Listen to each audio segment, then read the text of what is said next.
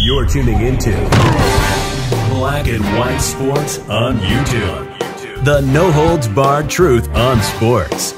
The main event starts now. I'm back. Rodriguez for Black and White Sports. We're going to talk about one of the more controversial things that happened in the last week.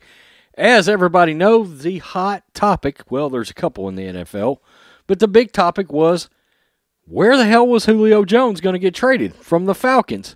And, of course, it became a massive deal when Undisputed, over on FS1, Shannon Sharpe decided to call Julio Jones live during Undisputed show with Skip Bayless. And we all wondered, well, hell, did Julio know he was on TV? John even did a video. There was talk of possible legal repercussions involving that incident. And now we've got a little bit of the curtain peeled back on the situation. Very quickly, make sure you check out blackandwhitenetwork.com. Exclusive content over there. We've got basic, bronze, and silver memberships available now. The entry point is now $5. That's right. Exclusive live streams for every member.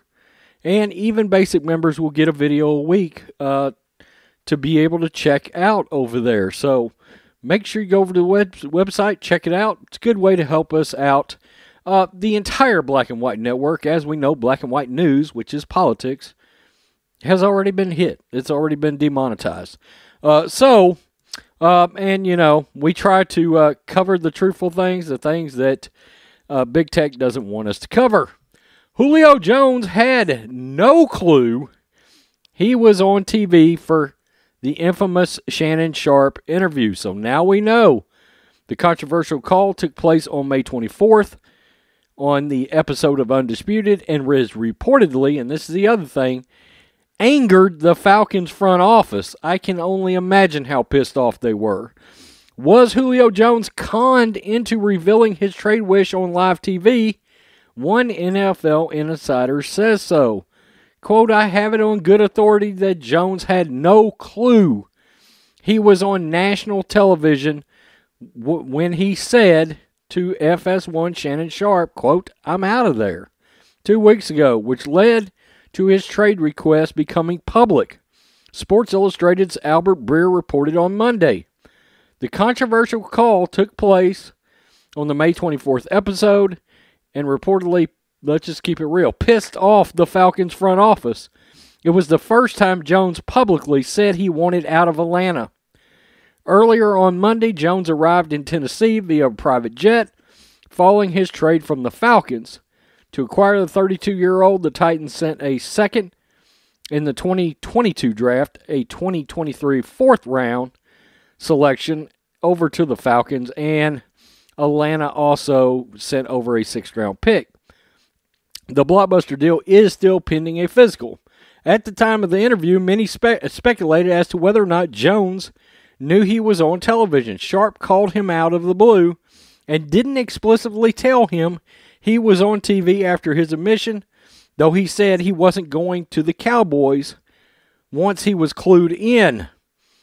It came out not long after the call that Jones had requested a trade weeks earlier, and a deal to Tennessee was finalized over the weekend. Leading up to the trade, multiple reports claimed that New England, Seattle, and Baltimore expressed interest. I can tell you right now, also the 49ers, because Kyle Shanahan was looking to hook back up with him after the Atlanta days. When it came down to negotiations, Titans were reportedly the only team serious about the remainder of that 3-year, $38 million contract.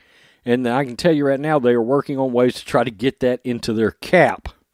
So that peels back the curtain.